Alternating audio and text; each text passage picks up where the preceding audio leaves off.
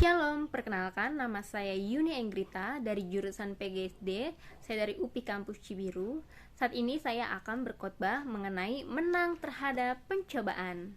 Sebelum masuk ke firman Tuhan, kita berdoa terlebih dahulu yuk. Mari kita bersatu dalam doa. Tuhan Yesus, terima kasih atas waktu yang telah Kau berikan kepada kami, sehingga kami semua Tuhan masih bisa mendengarkan firman-Mu. Tuhan, berikanlah kami hikmat Tuhan, agar kami mampu memahami dan mengerti mengenai firman-Mu, dan kami juga dapat mengimplementasikannya ke dalam kehidupan kami. Diberkatilah ya Tuhan, dalam nama Tuhan Yesus, puji Tuhan, amin. Sebagai pengantar, buka Alkitabnya terlebih dahulu yuk, di Yakobus 1 ayat 12 dengan judul perikop, pengujian dan pencobaan. Berbahagialah orang yang bertahan dalam pencobaan, sebab apabila ia sudah tahan uji, ia akan menerima mahkota kehidupan yang dijanjikan Allah kepada barang siapa yang mengasihi Dia. Mendengar ayat pengantarnya saja sudah sedap-sedap gimana gitu ya kan? Nah, sekarang kita definisikan apa itu pencobaan. Pencobaan itu merujuk kepada penganiayaan dan kesulitan yang datangnya itu dari luar diri kita, seperti dari iblis dan dunia. Sedangkan dari dalam diri kita yaitu hawa nafsu. Jadi musuh kita itu bukan antar teman kita ya, tetapi musuh kita itu adalah iblis, dunia, dan hawa nafsu. Nah, dari luar itu iblis dan dunia, sedangkan dari dalam diri kita yaitu hawa nafsu. Nah, iblis ini dengan tipu dayanya ya, rayuannya yang manis-manis gimana gitu. Nah, itulah ya teman-teman, ini mengintai kita, ingin menghancurkan hidup kita. Sama duniawi juga ya, dunia ini tuh dengan daya tarik kesenangannya gitu ya, membuat hidup kita tuh kayaknya kalau nggak ngikutin apa yang kata dunia tuh kayaknya nggak afdol banget kayak gitu ya. Sama seperti hawa nafsu, kayaknya kalau nggak mengikuti hawa nafsu, ngejalanin hari-hari tuh berasa mandet gitu ya, berasa macet kayak gitu.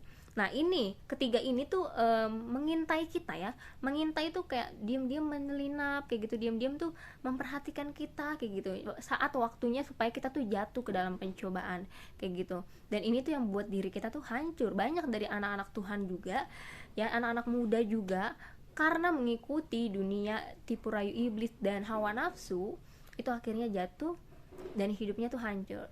Tetapi Tuhan tidak akan tinggal diam. Nah, makanya itu untuk pembahasan lebih dalam dari ketiga musuh ini, saya akan membahas mengenai hawa nafsu, karena hawa nafsu ini tuh lebih dekat ya ke anak-anak muda, karena anak muda ini kan antusiasnya tinggi, sehingga keinginan-keinginan dagingnya pun lumayan juga ya, lumayan tinggi. Kalau nggak ikut kayaknya nanti dimusuhin sama teman atau gimana. Nah, mari kita bahas mengenai hawa nafsu. Teman-teman, saudara-saudara semua, jika mendengar hawa nafsu, di dalam pikiran teman-teman apa nih yang terlintas? Perjinahan, percabulan, foya-foya.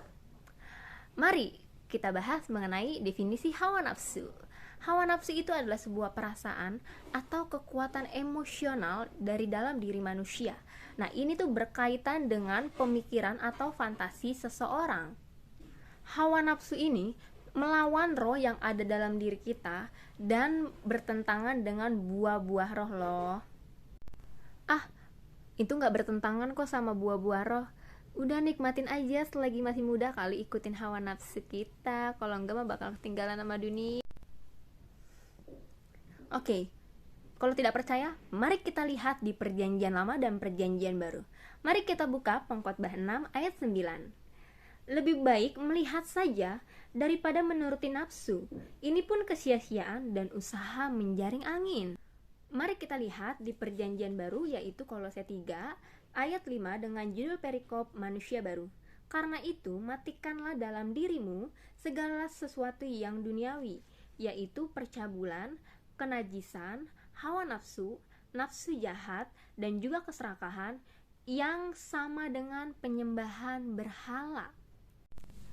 Longgar-longgar dikit gak apa-apa lah.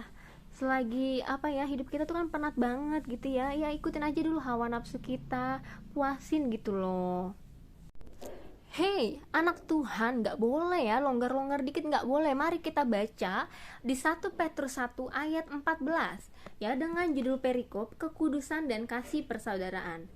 Hiduplah sebagai anak-anak yang taat Jangan turuti hawa nafsu yang menguasai kamu pada waktu kebodohanmu. Ini firman Tuhan yang bilang sendiri ya. Ini hiduplah sebagai anak-anak yang taat dan jangan turuti hawa nafsu. Jadi longgar-longgar sedikit pun tidak boleh.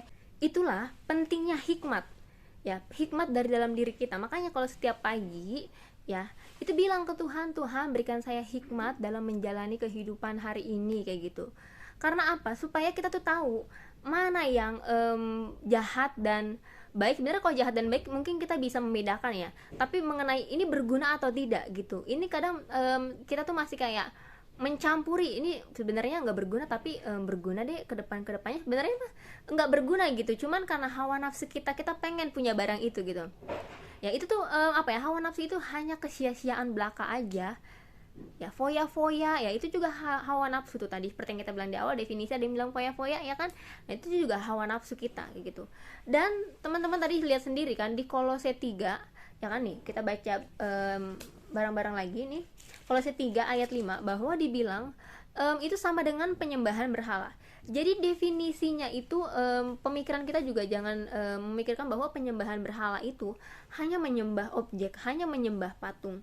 No, tapi dengan menuruti hawa nafsu kita, itu sama dengan penyembahan berhala loh. Ayo gimana. Seringkali juga anak muda ya, termasuk saya juga, ini saya mengakui bahwa kita tuh mau diakui oleh sekitar dan di media sosial kayak gitu. Nah, hawa nafsu itu ya aku tuh pengen aja biar dilihat sama orang tuh kayak gini, biar jati diri kita tuh seperti ini kayak gitu. Nah, itu tuh sebenarnya kita tuh butuh validasi mungkin ya, butuh validasi dari seseorang. Makanya keinginan daging kita juga meluap.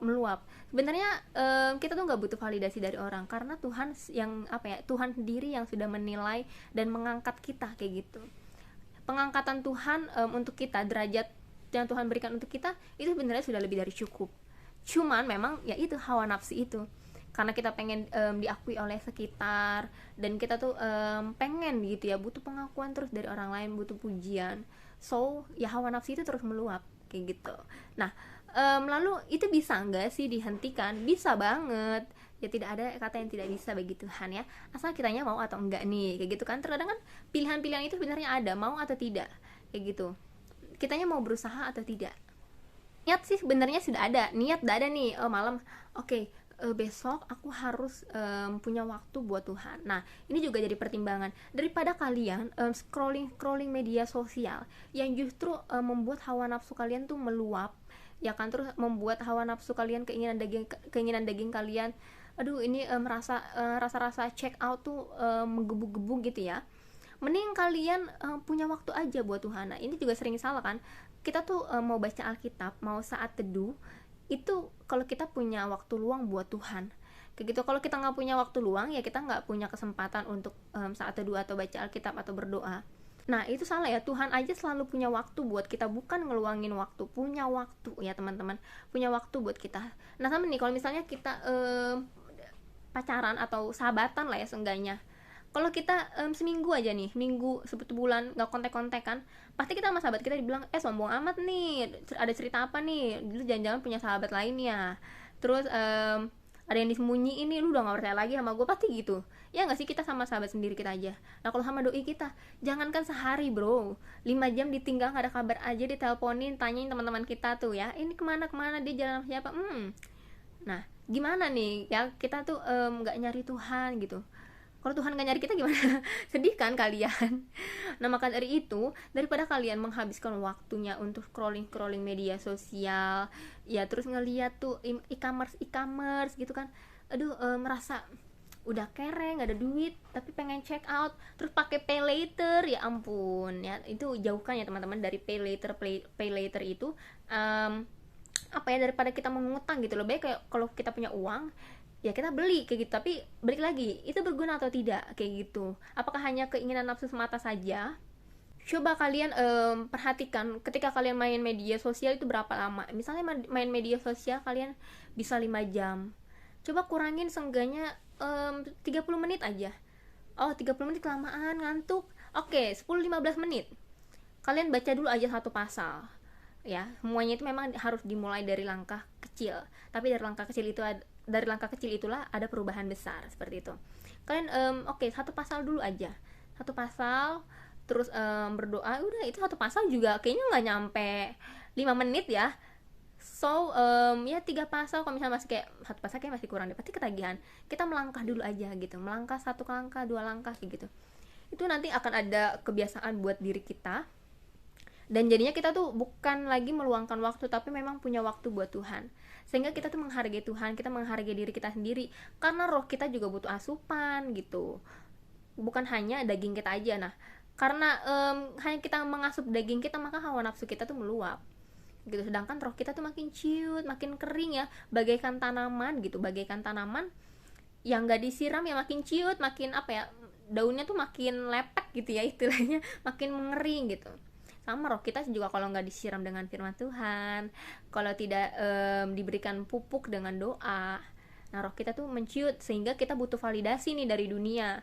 Kita tuh lalu apa namanya, menggebor-geborkan hawa nafsu kita, lalu mengikuti hawa nafsu kita, kita mencari jati diri kita, pokoknya butuh pengakuan deh dari sekitar gitu, karena kita pengen dianggap ada. Sebenarnya kita bisa aja dipromosin sama Tuhan, tapi syaratnya kita harus dekat dulu nih sama Tuhan, kita jalani dulu apa yang Tuhan berikan tanggung jawab kepada kita. Lalu bagaimana nih cara mengatasinya buat kita-kita yang sudah terjebak dalam situasi seperti itu? Cara mengatasinya yang pertama yaitu lari. Bukan lari seperti dalam pertandingan atau olahraga ya. Lari yang di sini yang dimaksud itu, mari kita baca 2 Timotius 2 ayat 22 dengan judul perikop, nasihat dalam menghadapi pengajar yang sesat. Sebab itu, jauhilah nafsu orang muda, kejarlah keadilan, kesetiaan, kasih, dan damai bersama-sama dengan mereka yang berseru kepada Tuhan dengan hati yang murni. Mari tutup media sosialmu, batasi aktivitasmu di media sosial ya, daripada foya-foya ya kan. Mending punya waktu buat Tuhan, mending melakukan kegiatan yang positif, kerjain tugas-tugas kuliahmu ya, beresin daripada numpuk ya, ngedeadline, daripada kamu tidur jam 10, katanya kamu cinta sama tubuh kamu cinta sama Tuhan, hargai tubuh kamu ya, jangan begadang-begadang kalau nggak perlu-perlu banget nih, karena keseringan sosial media ini yang nge-scrolling. Udah tutup, kerjain tugasmu supaya kamu bisa tidur dengan nyaman, dengan enak, dan sesuai dengan batas waktu tidur kan. Batas waktu tidur itu kurang lebih katanya sekitar 5-8 jam. Nah, mari teman-teman jaga kesehatan tubuh kita, oke? Kalau kita sayang sama diri kita, dan kita juga sayang sama Tuhan. Yang kedua, berani mengatakan tidak. Mari kita lihat di Yakobus 4 ayat yang ke-7 dengan judul perikop, hawa nafsu dan persahabatan dengan dunia.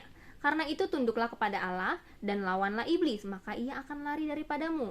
Nah, ini hari Minggu misalnya di chat sama teman, yuk kita ke mall lah, live musik nih gitu kan. Padahal kita baru aja nih 2 hari yang lalu ke mall ya kan, baru aja juga sehari yang lalu kita habis check out nih di e-commerce. Nah, terus hari Minggu juga kayak kita udah 1 bulan yang lalu belum ke gereja nih kan, ke gereja udah ada yang offline kan. Nah, jadi teman-teman pilih yang mana? Kalau nggak bilang iya, nanti nggak bakal diajak lagi sama teman. Berani mengatakan tidak ya. So, maaf ya, hari Minggu ini kebetulan sore ini lagi ada ibadah pemuda. Maaf, kayaknya nggak bisa ikut. Kalau memang aku ikut, nanti keburu-buru, terus takutnya juga waktu di jalan, terus macet ya. Berani mengatakan tidak, nanti temannya juga bakal paham kok. So, kalau nggak diajak lagi, ya cari teman lagi. Yang ketiga, ingatlah mana yang lebih baik. Mari kita baca di Roma 6 ayat 23 dengan judul perikop 2 macam perhambaan. Sebab upah dosa ialah maut, tetapi karunia Allah ialah hidup yang kekal dalam Kristus Yesus Tuhan kita. Nah, makanya itu tadi juga udah dikatakan bahwa kita butuh hikmat. Ya, ini tuh baik atau tidak buat kita, berguna atau tidak buat kita. Itu butuh pengelolaan, butuh pengelola emosi ya mungkin juga ya. Ini sebagai salah satu pelajaran juga buat kita, bagaimana cara mengelola emosi kita supaya kita tuh nggak menggebu-gebu perasaan pengen membeli gitu kan. Itu ada kok dalam diri saya juga, suka kayak begitu kadang, suka ngelihat gitu, sering banget malah. Tapi pas melihat, oh ini mah ternyata nggak berguna, toh skincare gue masih ada, baju gue juga masih ada, masa kayak udah jarang keluar rumah kayak gitu, pakai aja dulu lah yang ada gitu. Ya udah, nabung aja kan. Kalau nabung, tabungan kita ada, dana darurat kita ada, suatu saat kita membutuhkan sesuatu, kita nggak perlu panik kemana-mana gitu, karena kita punya pegangan. Yang keempat, bersekutu dan meminta pimpinan Roh Kudus. Tapi gimana nih? Kan sekarang lagi online, emang ada persekutuan online? Ada dong, di tempat-tempat kuliah, di sosial media juga banyak loh yang beredar bahwa komunitas-komunitas yang dulunya di Instagram tuh, nah mereka kan beralih ke TikTok. Nah itu banyak banget kok yang ngadain-ngadain ibadah kayak gitu, saling mengenal saudara-saudara seiman. Kapan lagi ya kan mengenal saudara-saudara seiman di seluruh Indonesia? Kalau kita kan dulu biasanya harus ikut retret dulu, bayar mahal. Nah tapi sekarang dengan modal aplikasi meeting, kita udah bisa mengenal salah satu dan beberapa dari saudara seiman kita di seluruh Indonesia. Tapi tetap kudu hati-hati juga ya, supaya kita nggak kenapa-napa, karena kan rawan juga nih media sosial akan kejahatan. Makanya itu perlunya pimpinan Roh Kudus minta hikmat.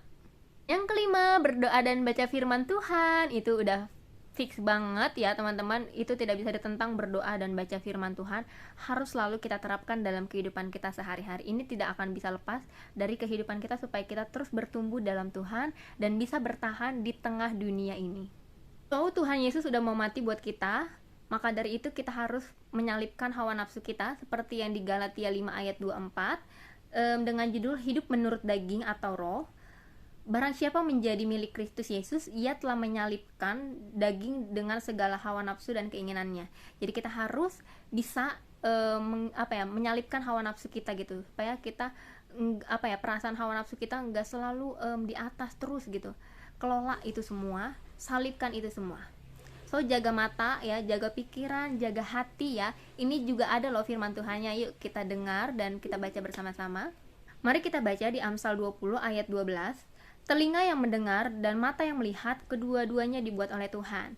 Jadi pakai ya kuping kita untuk mendengar firman Tuhan, mata kita untuk membaca firman Tuhan, terus dipakai untuk kegiatan-kegiatan yang positif gitu ya, yang mendukung kehidupan kita di masa depan kita, yang mendukung mimpi kita. Selaras dengan firman Tuhan di Yakobus 3 ayat 14 sampai 15 dengan judul perikop hikmat yang dari atas. Ayat 14, jika kamu menaruh perasaan iri hati dan kamu mementingkan diri sendiri, janganlah kamu memegahkan diri dan janganlah berdusta melawan kebenaran. Ayat 15, itu bukanlah hikmat yang datang dari atas, tapi dari dunia, dari nafsu manusia, dari setan-setan. Jadi sebenarnya hawa nafsu ini memang terintegrasi juga ya dengan adanya setan-setan dari duniawi kayak gitu. Ketiganya memang tidak bisa dipisahkan. So, teman-teman semua, saudara-saudara seiman semua di sini, mari kita sama-sama untuk menyalipkan hawa nafsu kita. Kita berdoa mendukung satu sama lain menuju masa depan kita yang cerah, karena Tuhan sudah menyiapkan. Tinggal kitanya aja nih mau melangkah atau tidak, mau melewati masa-masa sulit itu atau tidak kayak gitu. Karena masa depan yang cerah itu pasti kita harus melewati masa-masa yang sulit. Sama ya seperti pemandangan ya kan, alam. Kalau kita ingin ke sana, kita harus melewati jalan-jalan yang kerikil, rusak-rusak dulu ya kan, supaya kita bisa melihat indahnya air terjun, melihat indahnya pemandangan dari atas. Ya, masa depan kita juga seperti itu. Asal bersama Tuhan, tidak usah takut. Mari untuk menutup firman Tuhan pada hari ini, kita bersatu dalam doa. Tuhan Yesus, terima kasih ya Tuhan atas berkat yang Kau berikan kepada kami. Kami semua sudah mendengarkan akan firman-Mu mengenai hawa nafsu dan menang terhadap pencobaan Tuhan. Dan ajarlah kami Tuhan, pimpin kami supaya kami bisa menang terhadap pencobaan semuanya ini, dan kami juga bisa menyongsong masa depan kami yang indah. Terima kasih ya Tuhan, di dalam nama Tuhan Yesus, terpujilah nama-Mu, amin. Sekian khotbah pada hari ini. Terima kasih semuanya saudara-saudara. See you.